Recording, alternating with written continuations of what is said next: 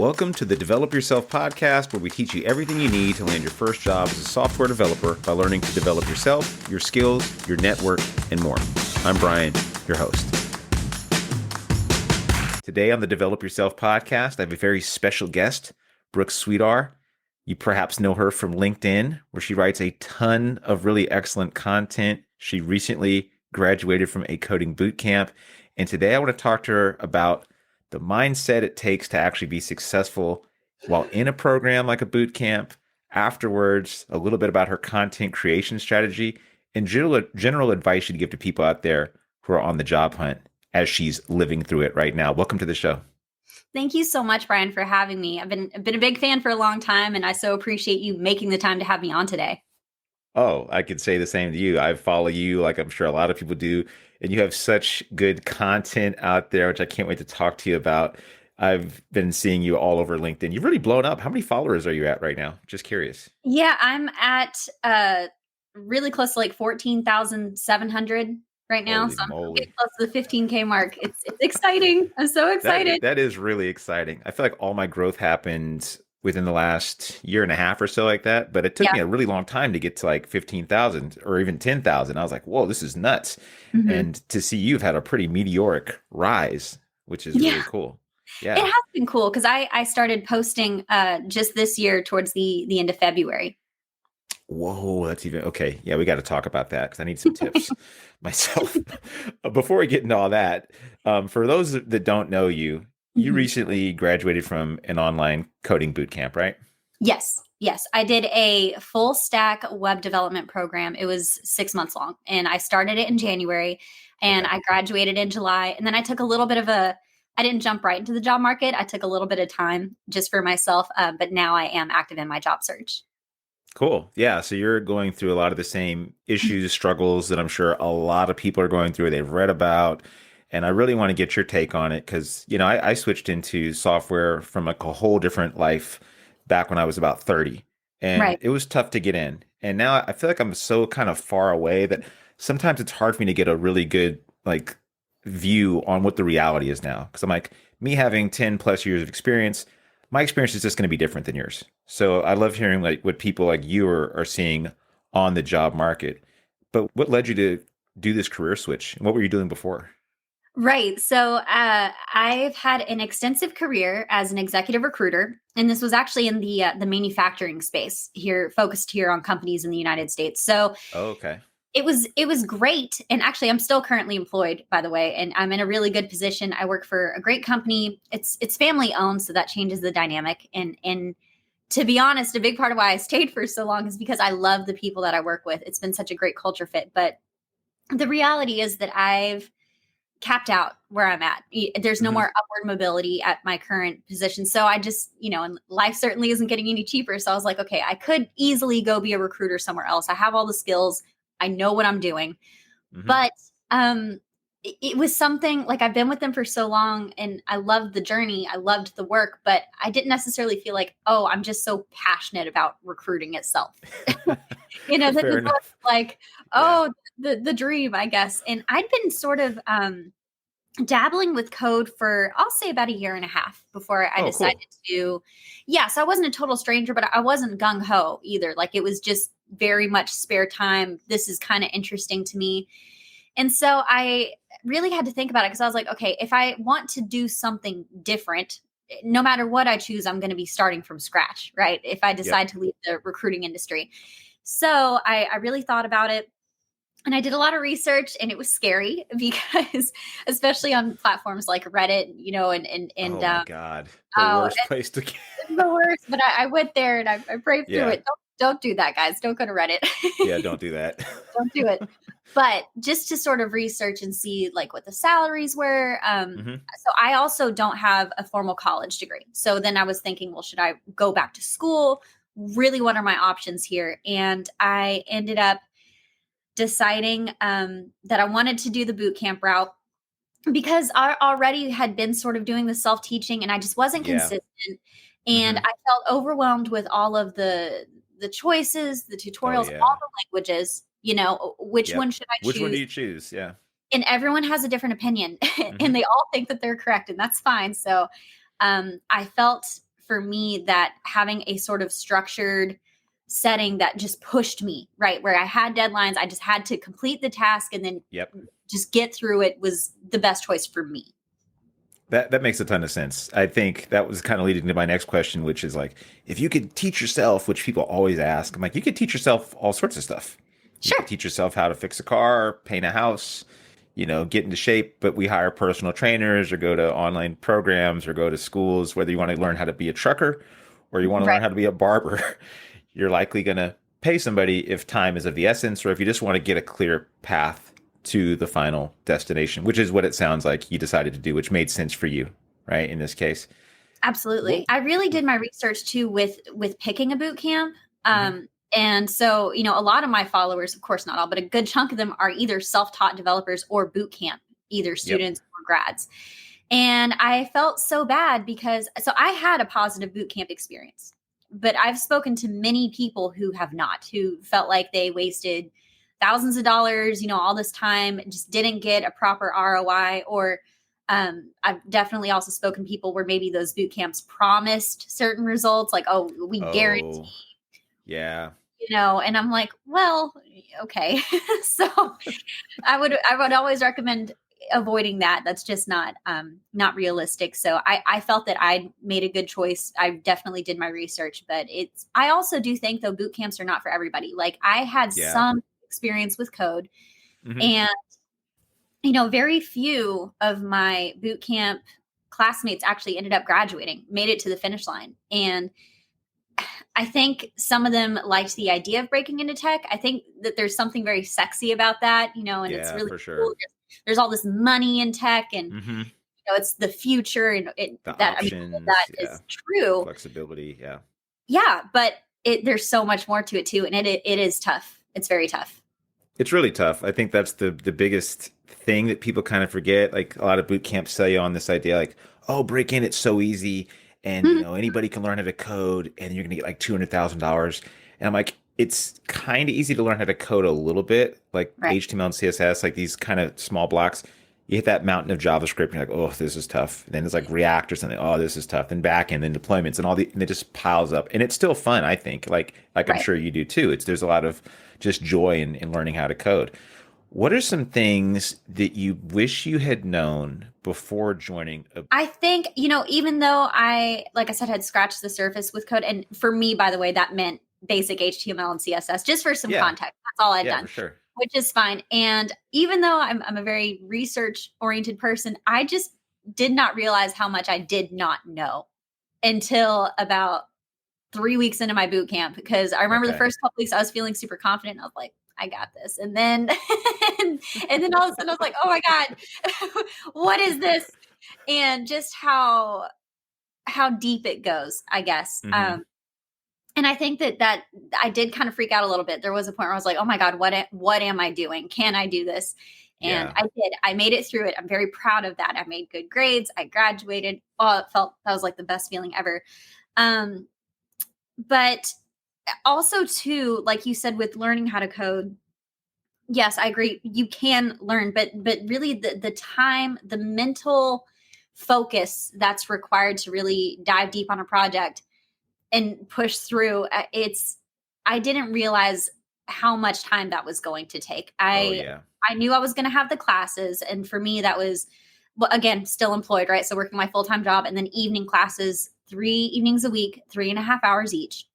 And that was a lot, but then I Yeah. still had homework and I still had projects. And then I was also doing stuff on LinkedIn. Like, Oh my Brian, when God. I say I had no life, like, and no sleep for 6 months, that is not an exaggeration. Because I had to spend every spare second to keep up. Because if I fell behind, I knew I wasn't going to make it, to be honest, because we would cover one thing and then the Hmm. next lesson, we're moving on to something else. So, there It was builds on very each little other. wiggle Yeah. room.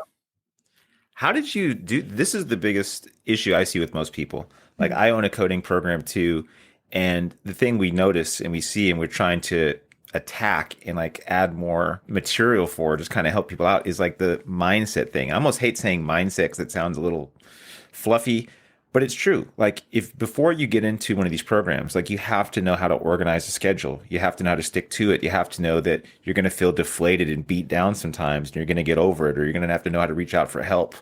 Yes. How did you come in here? Did you already have a game plan, a plan of attack before you entered the program, or was this something you kind of figured out as you're going through it? It definitely took some trial and error, but I will say too, though, I will give myself some credit. I'm a very type A person, so I'm Mm, naturally more organized. Not yeah, everybody is. So like, I like structure. I'm not shocked. yeah, got my calendar. Everything's in order, so that helps. I'm not gonna lie. I like that I am that way because I do think it really helps me with all that I am doing. But one thing with the mindset specifically was that helped me so much was when I started posting on LinkedIn. And that is because I only decided to do it in the first place for accountability at first. Cause I was like, okay, because in my mind, I was like, if someone else Yeah. knows that I'm doing Uh-huh. this beyond my little Right. small cohort in my boot camp, but if the world sees that, okay, I've made this announcement and I've decided I can't fail. You I get can't that pressure. embarrass myself Yeah, like that's that. right. Like that's Hmm. no, my pride could never. So that was huge for me. I feel you. That's a really good one. We have this program called Dev 30, which is going on right now. It's like a mini program. If you want to go into Parsity, you could, or you want to go somewhere else, whatever. And it's about learning JavaScript. That's kind of how we get people in, kind of a marketing tactic, if I'm being completely honest.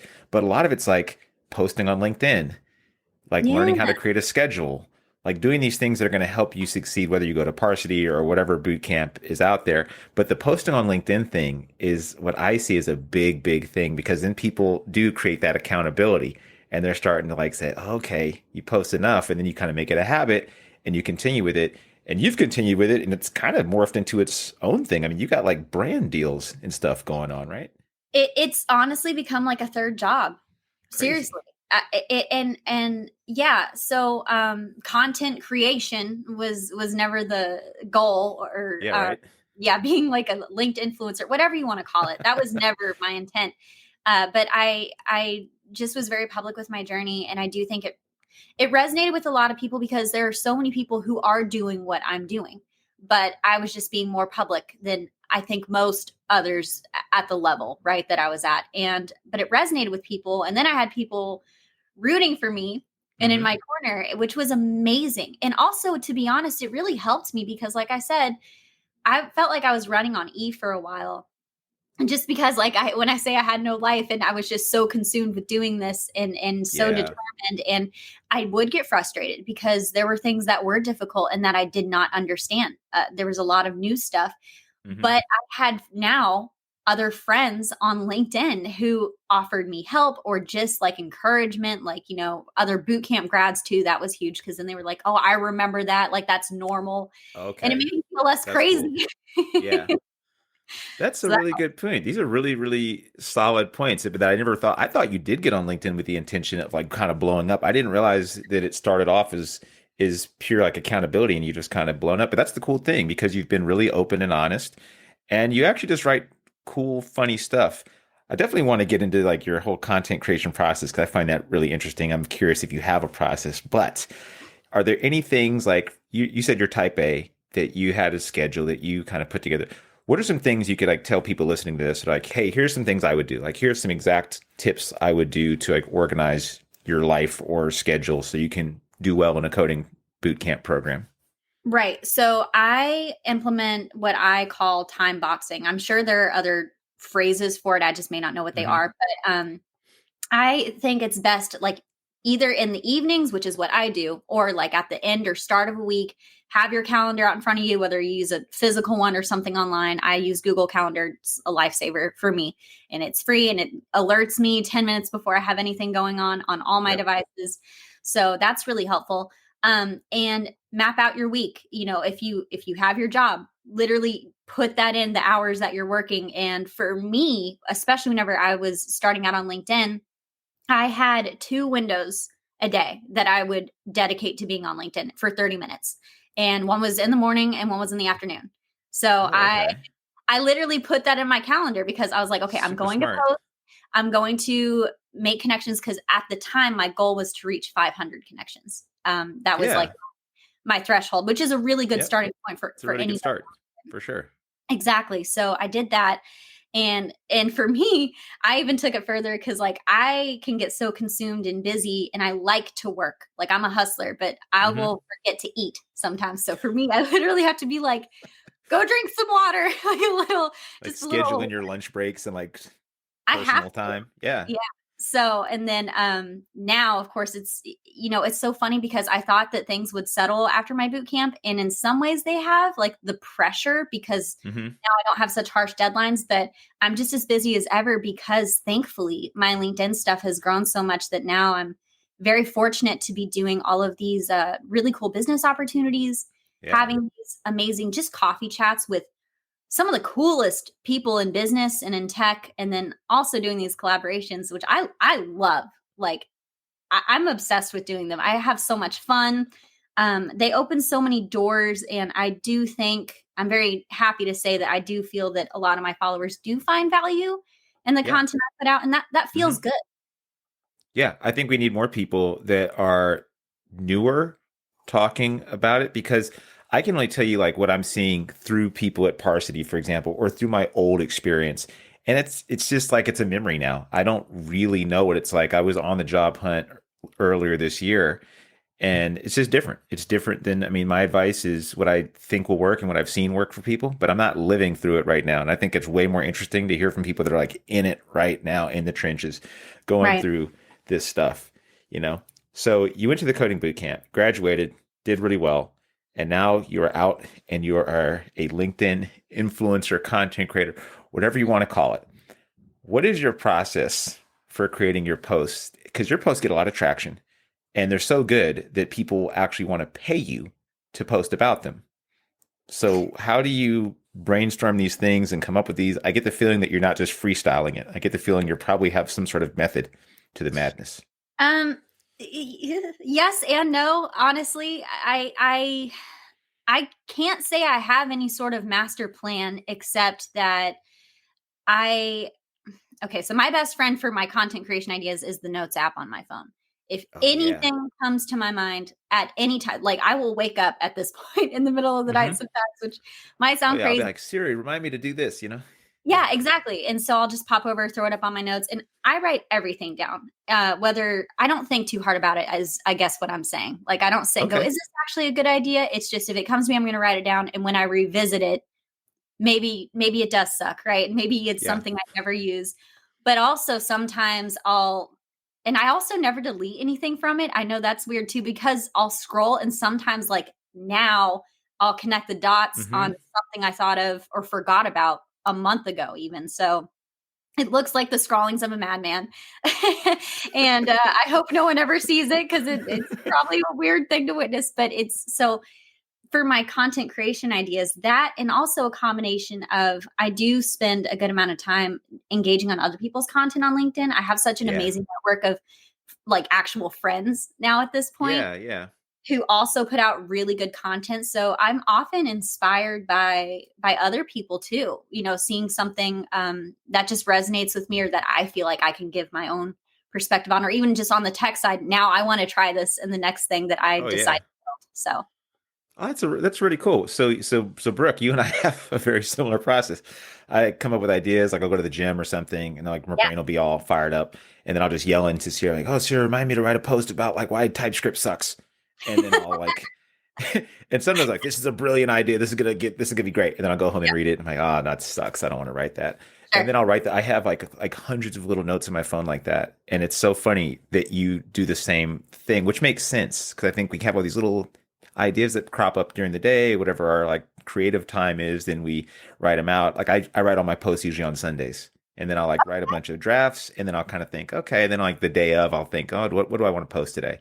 And I'll do the Okay. same thing. I'll read from you or Ryan Talbert or I John love Cricket. Yeah, Ryan's really good. If you're not following Ryan Talbert, also, by the way, shout out to him. He's super funny and writes a lot of hot takes about JavaScript and really useful stuff too. it. Yeah, he And I'll does. see what you post, and I'm like, oh, this is really good. I should start stealing from some of this stuff, and I'll borrow bits and pieces from other people out there. Now, to a lot of people, this sounds like, oh, I would never do that. I'm way too shy. I don't want to write about what I'm doing online. How did you get over that? How did you get over that initial fear, if you had any? And what would you suggest people do if they're nervous about learning in public? Yeah, absolutely. And so, okay, so we're talking here. I'm at the point I'm at now, but just a super quick reminder that when I started from zero, just absolutely like everybody else. And I think that that's really Yep. important to reiterate. And I am a very introverted person. And before I started posting on LinkedIn, I was never the social media person. I just wasn't. Like, I had a Facebook, didn't really use it. Like, that just wasn't my thing. Right? Okay. I was a lurker on pretty much Interesting. every platform. And I think a lot of people are. So Yeah. again, for me, when I started on LinkedIn, I knew I was breaking into an industry where I knew nobody. And if I Hmm. wanted a shot at getting a job as a stranger that's doing what a lot of other people were doing, the same thing, like I had to be different somehow. And Hmm. so again, it was reach 500 connections, post about what I'm doing, and maybe it'll get to a point where someone sees it and wants to hire me. Like, those two things were my main motivation for doing any of this. And that hasn't really changed because I'm still on my search. So I'm still like, hey, Hmm. Yeah. someone hire me. And yeah, so I think you just have to look at what is your end goal. What is it going to take to get there? I mean, growth is uncomfortable, and I wish I could be like, oh, it's so easy. It's not. And even though now I'm doing these cool collaborations, that's not for everybody. But to be Yeah. honest, if you sat down with Brooke from even just 1 year ago today, like, she would not recognize the Brooke that's sitting here talking to you, and That is that's really cool. it is cool. I'm very proud of that. But it was scary, and I was very self-conscious. And also too, like, as a woman, like, I just, the thought of being public and exposing yourself to potentially Oh, weird stuff, like, I've okay. always been a little bit paranoid about that, just being very honest. Um, Yeah. I could imagine. I mean, I never would even think about that. yeah, yeah. So that was something to, Have you had any kind of weird interactions online? yes. Yes.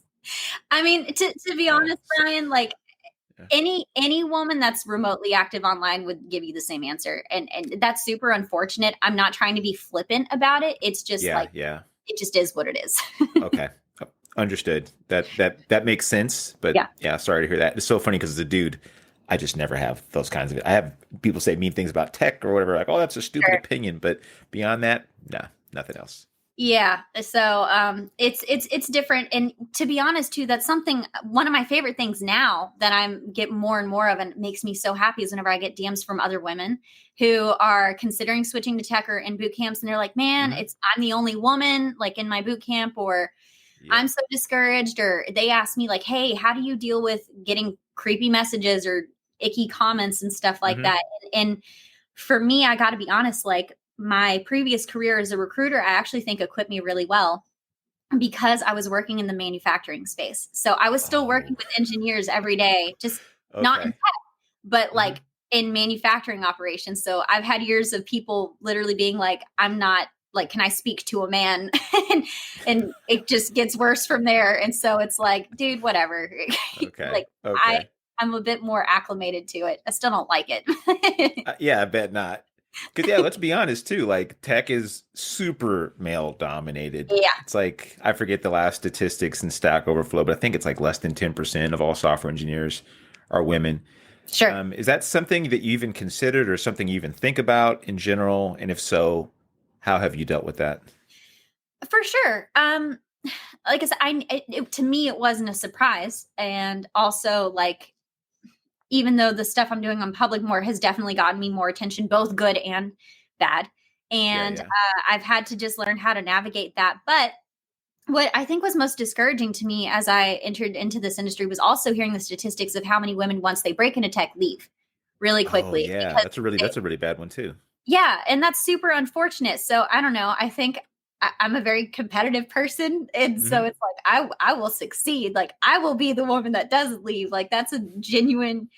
That's just kind of the person that I am. Like, oh, I'll show you, kind of thing. Like, it's got to be victory. There's no other option. I like that. And I say I look on the flip side too. I came into tech, and for people that don't know, I'm half black, half white, and I Right. look like or whatever I look like. I look like whatever. And I'm in a super minority too. Mhm. Among people in software, and I've always kind of seen that can be either an edge Right. or to your detriment. Because I told, I remember a woman on my team, was a black woman on the team, and she felt like she was being unfairly singled out at one point. And I said, yeah, I think you are. Because here's the reality: you stand out. Hmm. So if you stand out anywhere, it's just human tendency that they're going to look at the other and they're going to say, and maybe not even mean to. I don't think that people have bad intentions all the time at all. I do think though that you just, if you naturally stand out, you can use that to your advantage. But it's really hard to be average if you stand out in the room. And I think that a lot of women, I can only assume, must go through that where they feel like I have to almost be better than people because I'm just naturally already standing out. I'm kind of being looked at with a little bit of suspicion or otherness, and now I have to be better than others. You being a super type A personality and doing all this stuff, I know you're going to do very well and probably stand out for all the right reasons. But for a lot of people, that can add that pressure that I'm sure maybe encourages them to drop out, which kind of sucks. Yeah, and there were 4 women in my boot camp. We started out with 34 students at the time, Whoa. and only Okay. 13 of us made it to graduation, like 13 students total. Thankfully, 2 other women did make it to graduation besides me, so I was very proud.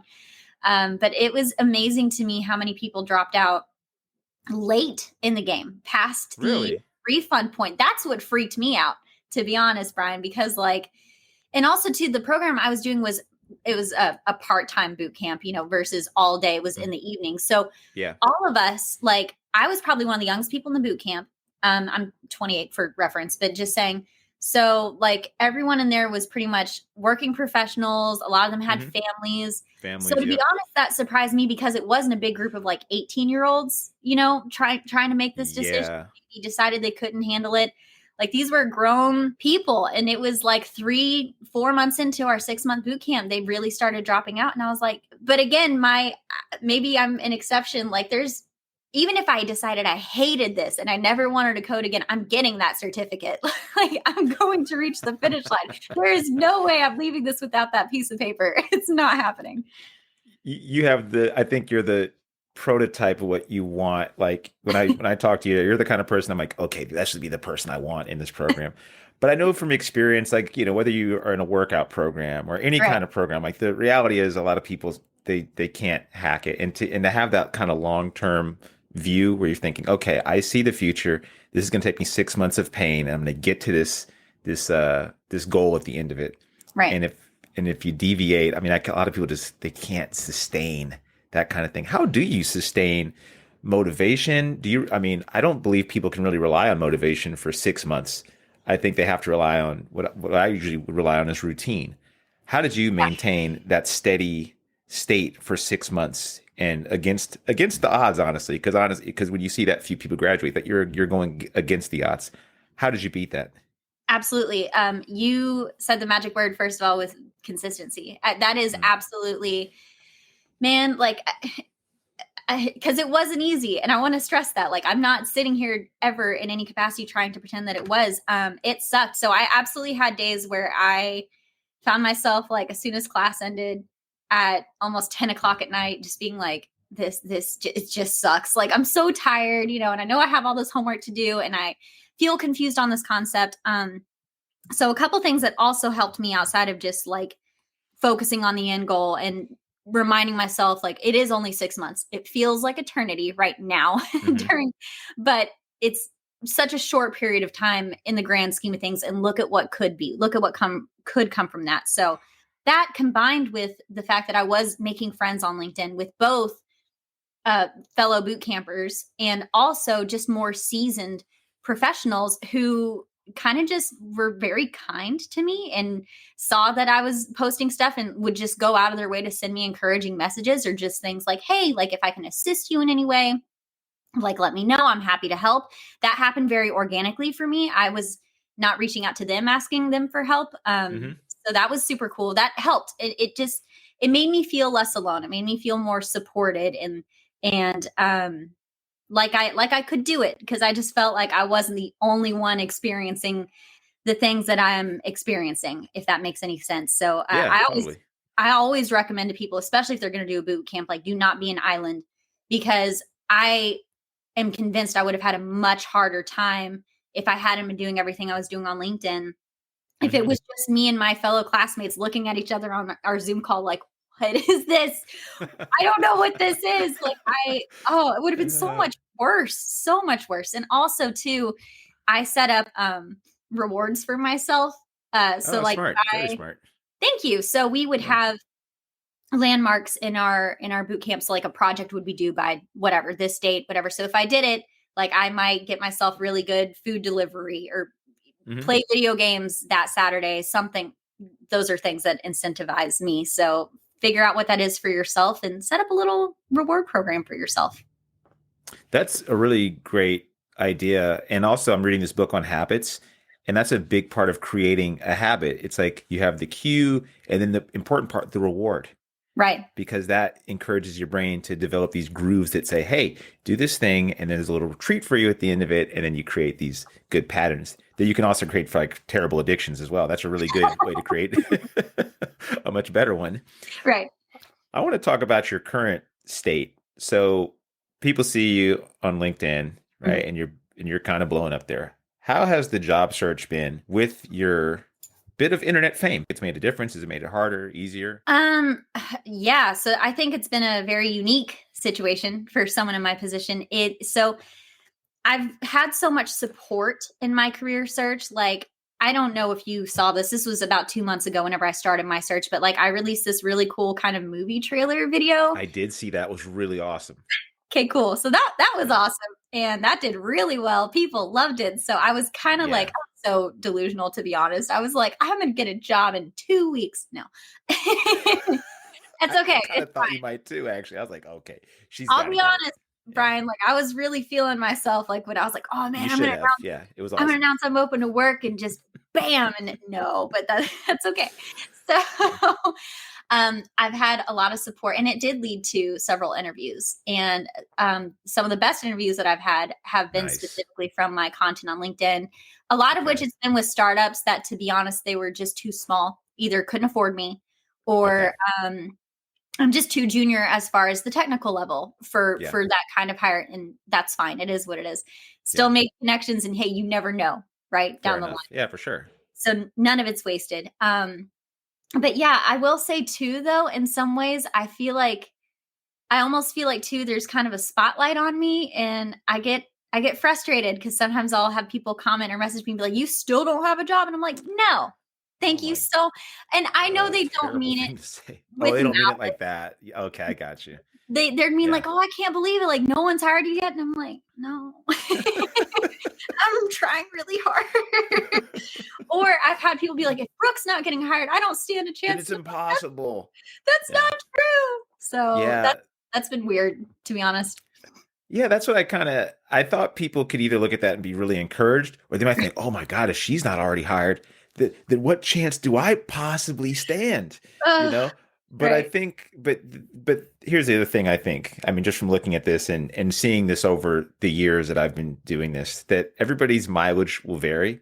And Yes. also, I don't know specifically your criteria for getting a job. You said, "Hey, I had some interviews, not quite the right fit for me." And you Mhm. decided, hey, that's not a good fit. And you're taking your time and it sounds like you're trying to find the right place, which makes sense. A lot of people, like myself, I'll take whatever. Right. And I don't think that's always the best idea. I really don't. I don't honestly see what the big rush is. If I'm being completely honest with some people, like, oh, I need a job in 2 weeks or 3 months. I'm like, it'll happen. It just may not happen on the timeline you want. What is your criteria for people out there listening that may be Yeah. in the So hiring spirit? absolutely. I also just want to preface to like, again, I'm in a very fortunate position. I'm currently employed. I have very good job security. And I always try to be mindful of that when I'm talking about my job search, because there are a lot of people in this industry who are having a really tough time. And we all have bills. We have to make ends meet. You got to do whatever you got to do. So I understand when people are like, somebody hire me, Hmm. Yeah. Um, so I always want to be mindful of that. But yes, I'm very fortunate that I do get to choose. I have had opportunities or proposals even for like freelance work. To be honest, because I have a job, that doesn't interest me. You know what I'm Yeah. saying? That makes So sense. I don't want to do it. Power Yeah. to freelancing. I think it's great. It just doesn't interest me. So yes, as far as what I'm looking for, I'm seeking a remote opportunity, remote only. Specifically would be interested in working for a startup, although I am also applying to mid to larger size companies as well, because either way, I'm going to get good experience. But I love the idea of bringing my brand to the table along with my technical skills. And I just think Hmm. that that would be very powerful for the right startup. I am very passionate Huge. about technology, and I would be super thrilled and honored to talk about why what we are building together as a company is so powerful and why you should be using our product or service, to solve your needs. Like the DevRel side of things does interest me, but I also want to code. So that's sort of my angle. I like that a lot. In DevRel, for people that might not know, developer relations, I believe, and I know that's a fairly new-ish role. But and I honestly don't exactly know what it entails.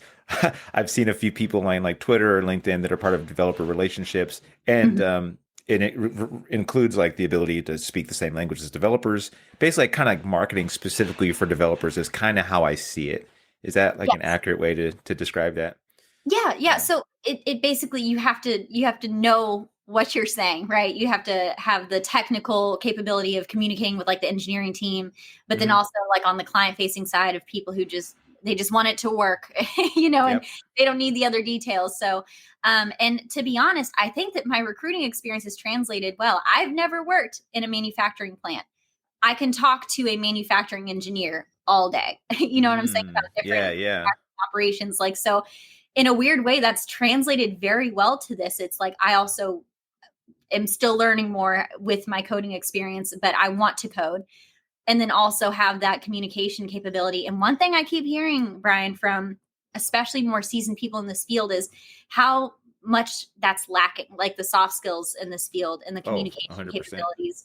So that's why I feel like I'm showing up every day when I'm talking about what I'm looking for in my job search. I'm like, hey, just so you know, like if you bring me on, you're also getting all of this. And that's pretty powerful. I think that's huge. Yeah, that's way more powerful than I think people even consider. Right. Because there's a lot of people that know how to code, but there's few people that know how to code and are able to market, are able to communicate well, are able to come in a team and multiply the force of the team, not only Right. through technical skills, but through their like quote unquote soft skills. It's funny because soft skills tend to be some of the hardest skills for software engineers to learn. It's the reason Sure. why a lot of developers get in. They find, okay, I'm a junior engineer. I'm doing okay. Mid level, doing okay. And they find they hit a ceiling pretty quickly because Yes. they're missing this communication piece. Like I was definitely missing this as, and I hit that ceiling and I was like, well, damn, why am I getting passed over for, either interviews or not getting leveled correctly and just not feeling like I had much room to grow. And I realized it's because you can't just be in your code hole all day. Coding Mm. gets significantly less important the further in your career that you move. A CTO doesn't know about React or JavaScript. They don't really care as much. They care more about the larger picture and business context. Before I let you go, it's been really great talking with you, and I really appreciate you being super open and candid about your experience and what you're doing and really practical tips for people. I got to ask you some hot takes for you Yeah. before I let you go. Let's Cool. go. Let's do it. Twitter versus LinkedIn. Oh my gosh. Okay. So I don't like Twitter. I never have. You guys are mean on Twitter. I'm sure They there's nice are. They're so people too, mean. but I'm like, oh, I can't. Listen, LinkedIn definitely has a little bit of a bubble that I For prefer. sure. I Yeah. feel like I go there and I meet friends. Yep. So no, I'll pass on Twitter. Okay. Yep. Fair enough. I think it's because the anonymity tends to ruin Yeah, tends to ruin it. I agree with that too. Yeah. TypeScript versus JavaScript. Oh man. So I'm in the trenches with learning TypeScript right now, and I'm actually really enjoying it, by the way. Yeah, that's awesome.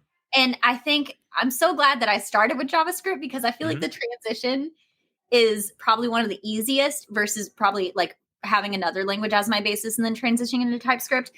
I still think I like JavaScript better, but I Me can too. see Me too. how on a larger project, TypeScript might make more sense. So I don't know, both, but JavaScript. If I had to pick one, still JavaScript.